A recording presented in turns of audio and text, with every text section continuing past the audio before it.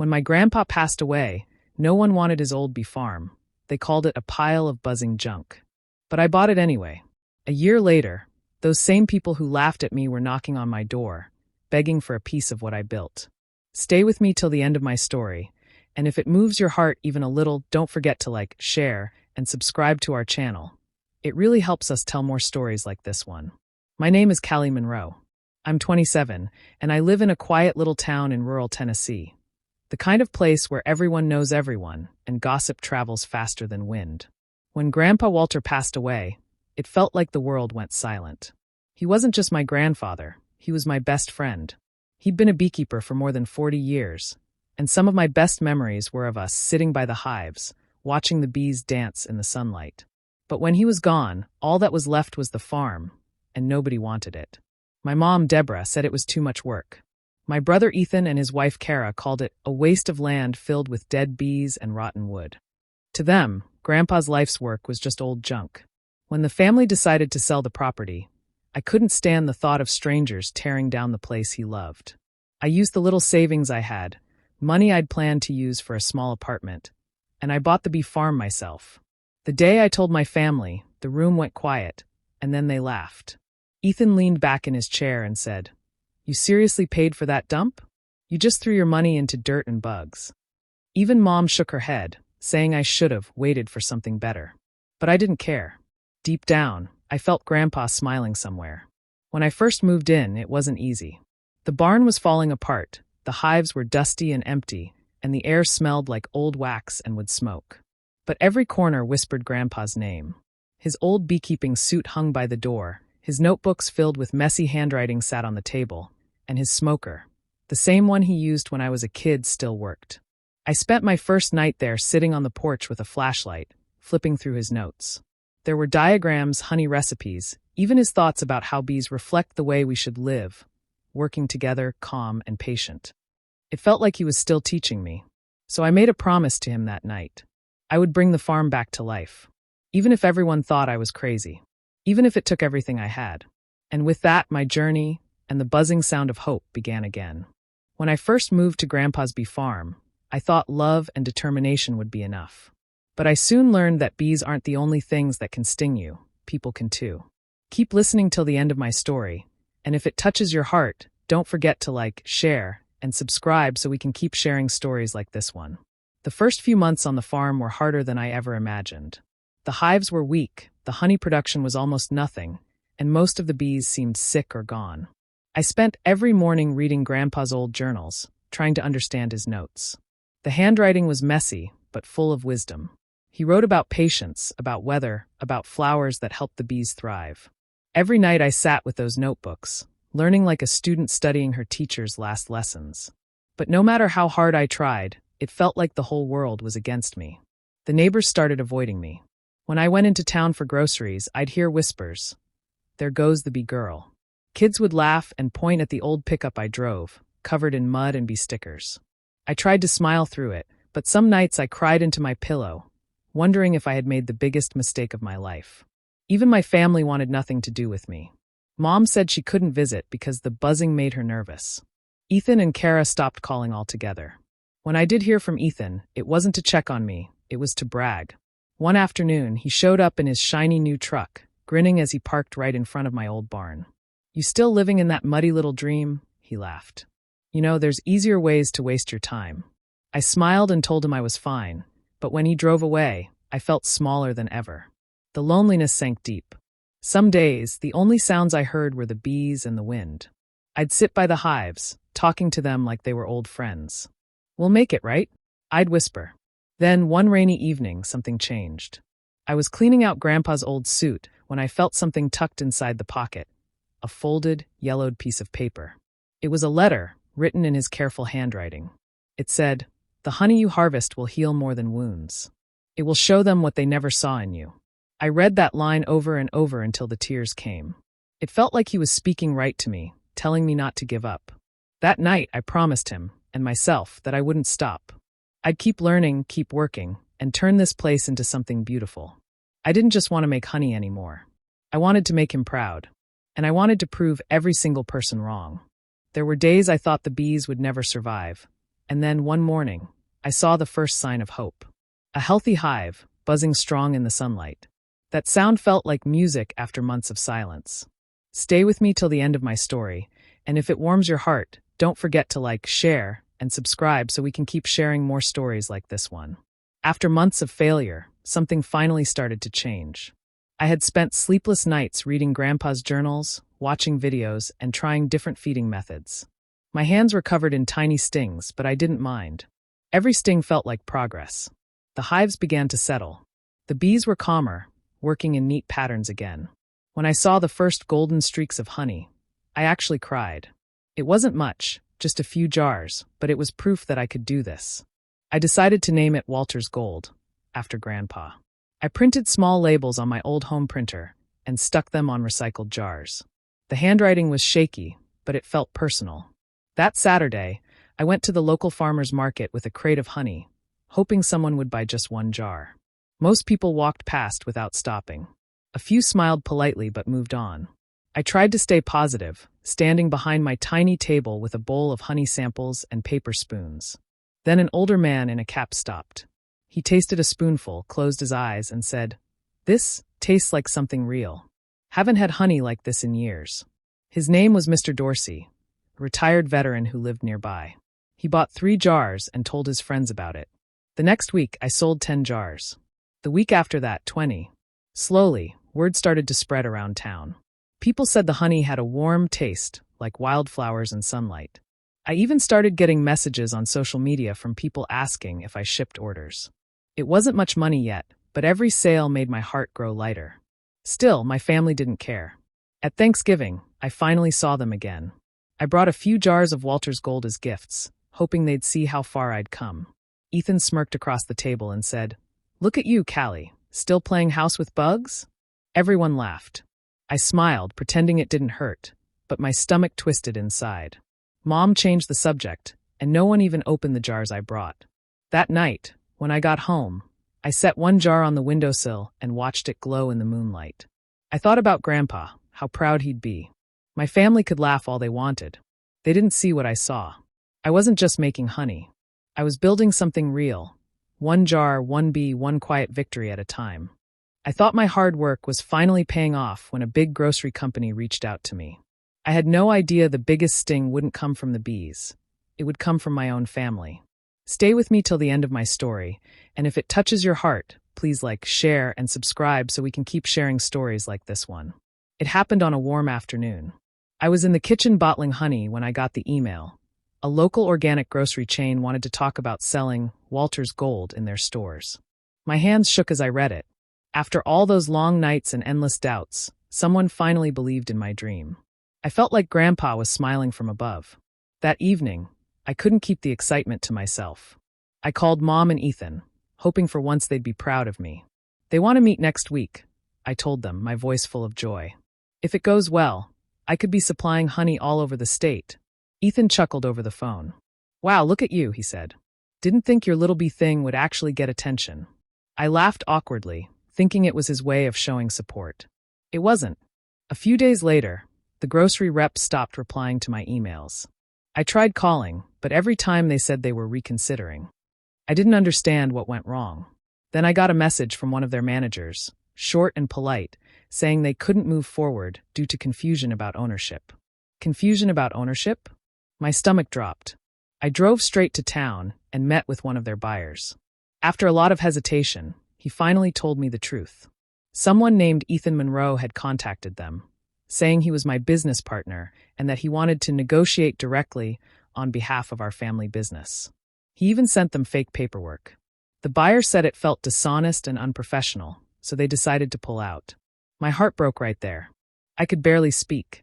I thanked him and drove home in silence. When I confronted Ethan, he didn't even look guilty. He leaned against his shiny truck and smirked. "Relax, Callie," he said. "It's just business. You should have been smarter." I was trying to help. "Help." My throat burned with anger. "You ruined everything," I whispered. He shrugged, like it was nothing, and drove off. That night, I sat in the barn beside the hives. The bees buzzed softly, moving calmly in and out of their boxes. I envied their peace. Tears ran down my face as I whispered, Why do they hate seeing me succeed, Grandpa? But then I remembered his letter. The honey you harvest will show them what they never saw in you. I wiped my tears and made a promise. I wouldn't quit. Not for Ethan, not for anyone. If I had to rebuild from nothing, I would. This time, I'd do it alone.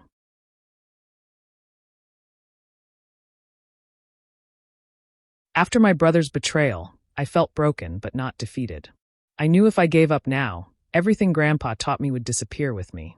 So I decided to rebuild, not just the business, but myself too. Stay with me till the end of my story, and if it touches your heart, please like, share, and subscribe so we can keep sharing stories that inspire hope and strength. The days that followed were the hardest I'd ever faced. The grocery deal was gone, and so was my confidence. But every time I looked at Grandpa's photo hanging in the barn, I remembered why I started. I stopped waiting for people to believe in me and began believing in myself again. I worked day and night with the bees, experimenting with new things. I read about how certain flowers could change the flavor of honey. So I started planting lavender, clover, and wildflowers in every open patch of soil I could find. The land slowly began to change. Bright colors filled the fields, and the air smelled like sunshine and sweetness. That's when I met Lydia Cole, a retired botanist who lived a few miles away. She saw me buying flower seeds at the local market and struck up a conversation.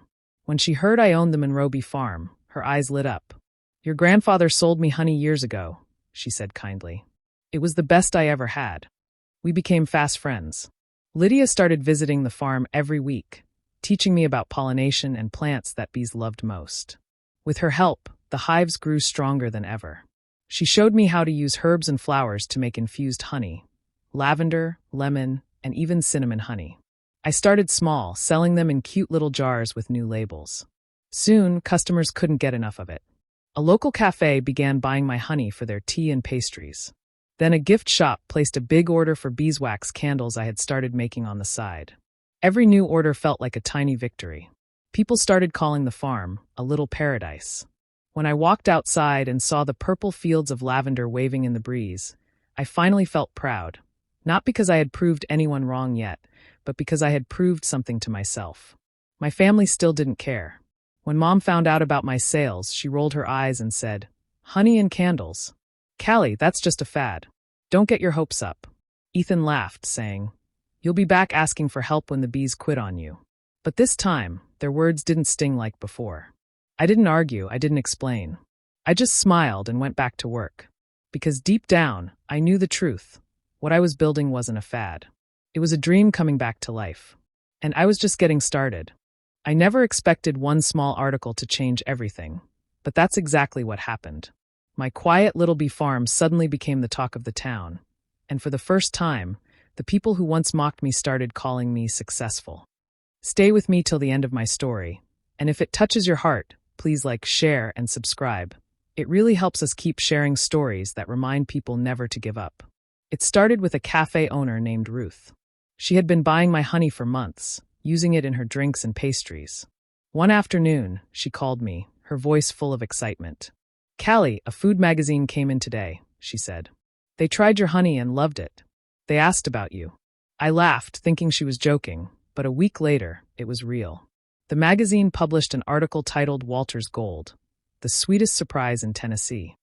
They wrote about my journey, my bees, and how I turned my grandfather's forgotten farm into something beautiful.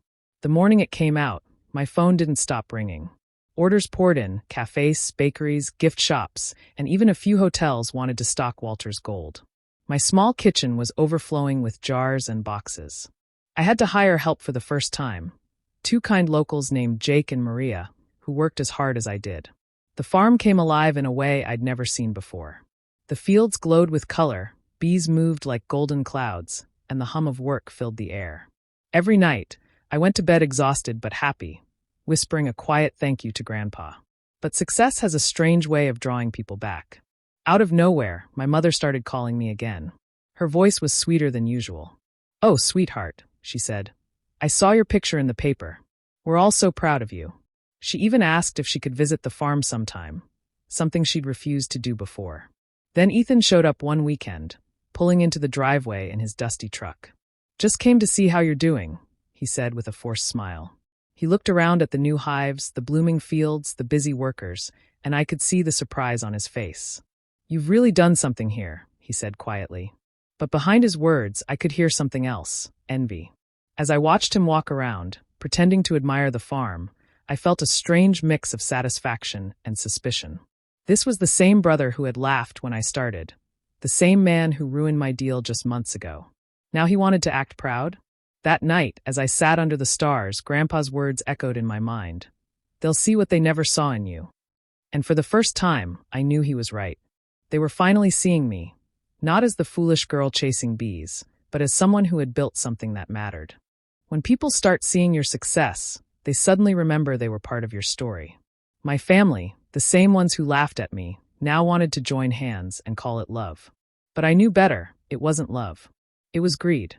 Stay with me till the end of my story, and if it touches your heart, don't forget to like, share, and subscribe so we can keep bringing you stories that remind you to never give up on yourself. It started with a surprise visit. One sunny afternoon, Ethan and Mom showed up at the farm together. I hadn't seen them like that in a long time. All smiles and warmth. Ethan even brought a box of donuts, acting like nothing had ever happened. "Callie, we need to talk," he said, sitting across from me at the kitchen table. He started with kind words about Grandpa and how proud he would be if he saw what I'd done with the place. Then he cleared his throat and leaned in. "I've been thinking," he said, "we should honor Grandpa's legacy together, as a family. Make this a partnership." I stared at him for a second, unsure if I heard right.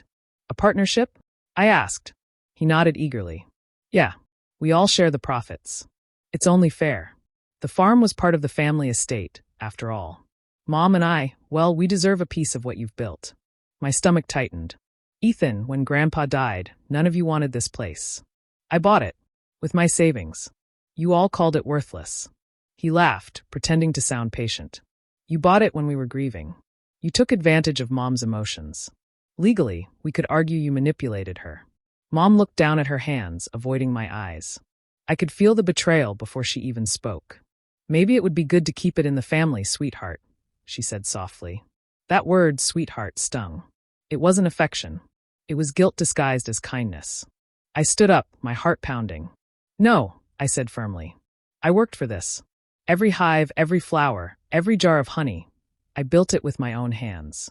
I'm not giving it away just because you finally see money in it." Ethan's face changed. The fake smile vanished. "You'll regret this, Callie," he said coldly. "When things go wrong, don't come running back." He stood, grabbed his keys, and stormed out, leaving the donuts untouched. Mom hesitated before following him. "You could have handled that better," she whispered before walking away. When the door closed, I sat down and let the silence fill the room. Outside, the bees buzzed softly, steady and calm, like they were reminding me that hard work always pays off, even when people don't believe in you. I didn't regret my choice. Not one bit. Because for the first time, I wasn't scared of losing them. I was proud of not losing myself.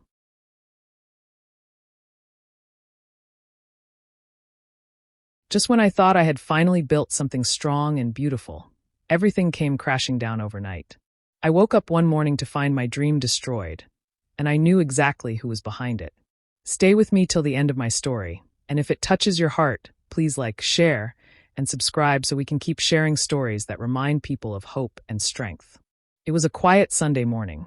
The air smelled like clover, and I was about to start my day when I noticed something strange. The bees weren't buzzing. The usual hum that filled the air was gone. My heart started racing as I ran toward the hives. What I saw made my knees give out. The hives were smashed open. Wooden frames broken, honey dripping into the dirt. My barrels, the ones filled with fresh honey waiting for shipment, were gone. Every single one. It looked like someone had come in the night and torn through everything I had worked for. I called the police, my hands shaking so hard I could barely hold the phone. They came, took photos, and promised to investigate. But I already knew who did it. There was only one person angry enough, jealous enough: Ethan. He had threatened me just a week earlier, saying I'd regret keeping the farm to myself. But when the police questioned him, he played innocent. No proof, no witnesses, nothing. They told me they'd keep an eye out, but I could see it in their faces. This case was going nowhere. That night, I sat in the barn, staring at the wreckage. For the first time in years, I felt truly defeated. I thought about giving up, selling what was left, and walking away. But then I heard a knock on the door. It was Lydia. She looked at the mess, then at me. "You're not quitting," she said firmly. "You've come too far." The next day, she rallied the whole community. Farmers brought spare wood, jars, and tools. Kids painted new hive boxes. Even the cafe owner came to help clean up. Word spread fast, and soon a local newspaper wrote an article titled, "The Bee Girl Who Wouldn't Give Up." They shared my story of rebuilding, of losing everything and still standing back up. The response was overwhelming. Orders poured in again. People from all over wanted to buy Walter's gold to show their support. In less than 2 months, the farm was back on its feet, stronger and brighter than before. We built new hives, planted new flowers, and added more honey lines. One evening, as I labeled the first jar from the new batch, I smiled to myself. I named it Revenge Gold. Not because I wanted to hurt anyone, but because it was born from pain, hard work, and rising above it all. The bees were buzzing again, louder than ever. And this time, I knew nothing could stop me. Life has a strange way of coming full circle. The same people who once laughed at me, who called my dream a joke, were now standing on my doorstep. Not to mock me this time, but to ask for help. Stay with me till the end of my story, and if it touches your heart, please like, share, and subscribe so we can keep sharing stories that remind people how life always balances itself out. It happened about a year after the sabotage. My business was stronger than ever. Walter's Gold had become a household name around our town, and my new honey line, Revenge Gold, was selling faster than I could bottle it. The farm buzzed with workers, flowers, and hope. Every corner felt alive again.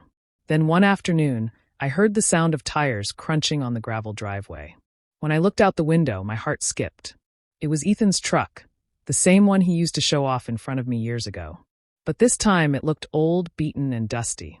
He stepped out slowly, and to my surprise, Mom was with him. They both looked different. Tired. Weary. The kind of look people get when life finally humbles them. Ethan's voice was quiet when he spoke. "Cal, we need to talk." We sat at the same kitchen table, where he once told me I'd regret everything. He explained how his construction business had gone under. "Bad loans," he said. "Bad partners." Then he told me Mom had lost her house, the one she had co-signed for him. I looked at Mom, and she couldn't even meet my eyes. Finally, Ethan said the words I never thought I'd hear. "You're the only one who made it, Cal. I'm sorry for what I did. We need work. Anything." For a moment, I didn't know what to say. 1,000 memories ran through my head. Him laughing at my dream, mocking my honey, ruining my deal, threatening to sue me. Every wound came rushing back. But then I looked outside at the fields, the hives, the life I had built. Grandpa's words echoed in my heart. "The honey you harvest will heal more than wounds." I took a deep breath and said, "I can give you both jobs here. But that's all. You'll be treated like any other worker. No ownership, no special treatment." Ethan nodded, his eyes low. "That's fair," he whispered. The next morning, I watched from the barn window as Ethan carried boxes of jars, carefully labeling them with my name, Walter's Gold by Callie Monroe. Mom helped clean and pack shipments. They worked quietly, never complaining. Watching them humbled like that didn't fill me with joy or revenge. It filled me with peace. They had finally seen what they never saw before. Not just the bees, not the honey, but the strength they once called foolish. And for me, that was enough. They once called me the girl who wasted her life on bees. Now, my honey sits on shelves across the state, and people wait in line just to taste what they once mocked. Stay with me till the end of this story, and if it warms your heart, please like, share, and subscribe, because sometimes success really is the sweetest revenge. A full year passed since Ethan and Mom started working on the farm. Walter's Gold had grown beyond anything I could have imagined. What began as a small dream in a rundown barn had turned into one of the top artisan honey brands in the entire region. Cafes, wellness stores, and even hotels wanted my products. Every morning, shipments left the farm loaded with honey jars, beeswax candles, and now even natural skincare made from our honey. The community still called me the Bee Girl, but now they said it with pride. Lydia, my dear friend, still visited often, bringing me new plants to experiment with. She'd smile and say, "Your grandpa would be bursting with pride, Callie." And every time, my chest filled with warmth. The farm looked nothing like it once did. The broken hives had been replaced by hundreds of thriving colonies. The fields glowed with lavender and wildflowers. The air smelled of sweetness and summer. It felt like heaven on earth, a place built from patience, pain, and persistence. Ethan still worked there quietly, labeling jars and carrying crates. He never complained, never demanded anything more. The arrogance he once wore like armor was gone. Mom helped with the packaging, sometimes humming softly as she worked. We didn't talk much about the past, but we didn't have to. The silence between us wasn't heavy anymore, it was peaceful. One golden evening, as the sun dipped low over the hills, I walked out to the hives alone. The bees buzzed softly around me, their wings glinting in the fading light. I ran my hand over one of the hives and whispered, "You were right, Grandpa. The honey really did heal everything." I looked back toward the barn and saw Ethan lifting a crate of honey jars, his shirt damp with sweat, his expression calm.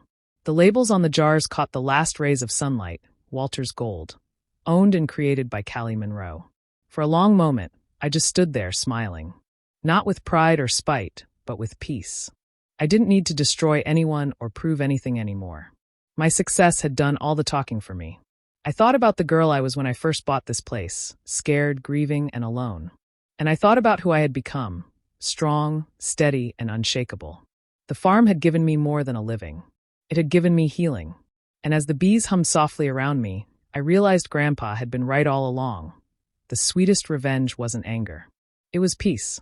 Do you think Callie did the right thing by letting her success speak for itself instead of getting revenge? Or should she have made her family pay for how they treated her? Tell me your thoughts in the comments. I'd really love to hear what you think. And if you enjoy stories like this, make sure to subscribe and turn on the notification bell so you don't miss the next one.